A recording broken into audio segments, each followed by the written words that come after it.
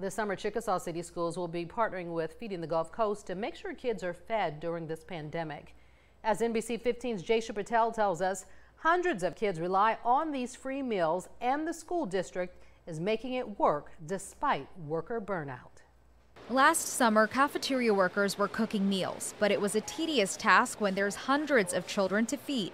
Throughout the pandemic, even though we're a small district, our cafeteria ladies issued 191,844 meals during the pandemic. This caused worker burnout, so this summer those cafeteria workers will get a well-deserved break, and Feeding the Gulf Coast will step in. So when they worked their summers, that was not in their contract. That was extra work for them, and they were working full-time during the summer. The pandemic has presented its challenges for many families, including in Chickasaw. It put an extra burden on parents since school shut down last March. As we know, the pandemic set people back a lot, and now you got kids at home, which started in March, that normally got 2 meals a day from school.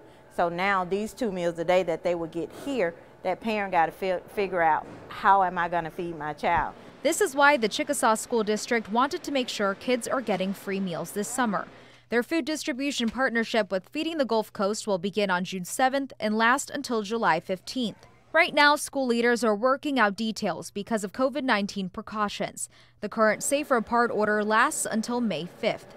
Depending on what guidelines Governor Kay Ivey gives in May, the school district will decide whether they want to open the feeding program to their school district students only or open it up to children in the community and surrounding areas.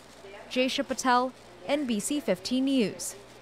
As soon as Chickasaw releases details about the food distribution with Feeding the Gulf Coast, we'll let you know.